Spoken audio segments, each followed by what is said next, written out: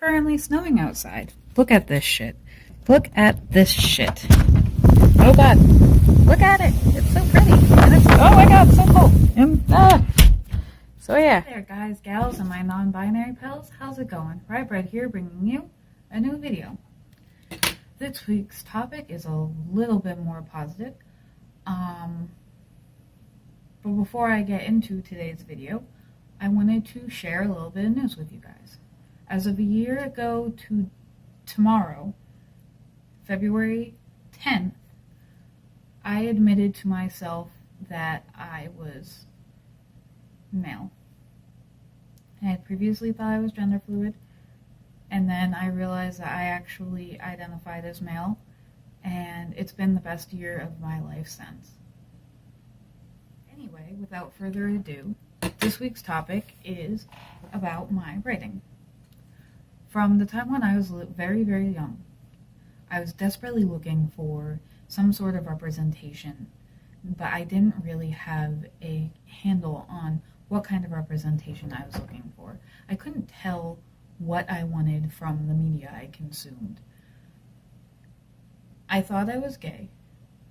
I've talked about this in previous videos. When I was younger, I thought I was gay because I liked girls, but the word gay didn't really ever really resonate with me.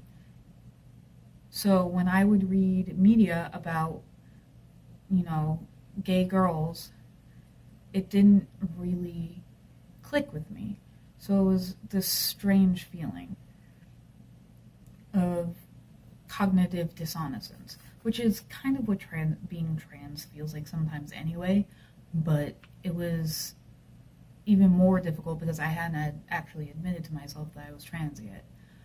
But yeah, so because of my experiences when I was younger, trying to find these pieces of media that represented who I was, I decided that I was going to be the change I wanted to see in the world. Because I realized that I wanted to write LGBT fiction, especially having trans guys as the main character, but I kind of wanted to throw a little bit of everything into there. Like, the current story that I'm writing is about a queer trans guy who likes primarily cisgendered males and females, but also likes other genders too, who is in a gay relationship with a cisgendered male who can change his appearance at will, which helps a lot with being trans. The actual story itself is a post-apocalyptic story, kind of sci-fi fantasy type of deal, where people have special abilities, and there is a branch of military who's after the people with abilities, kind of a la X-Men, which is where some of the influence came from.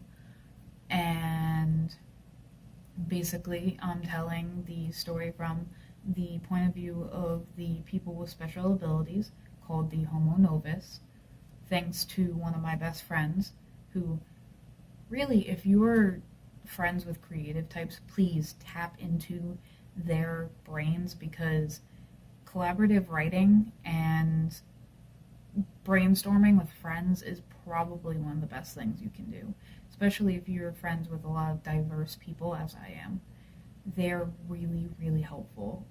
It's fantastic talking to them and kind of going back and forth and trying to come up with ideas and stuff, because things I never would have thought of, they think of, because we're not the same person, and it's great.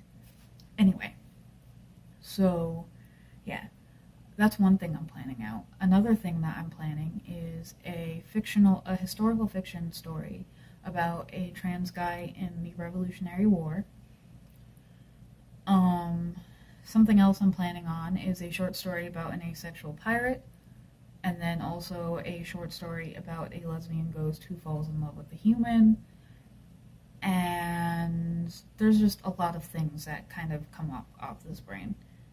I come up with a lot of ideas. It's almost a daily barrage of things that I want to write.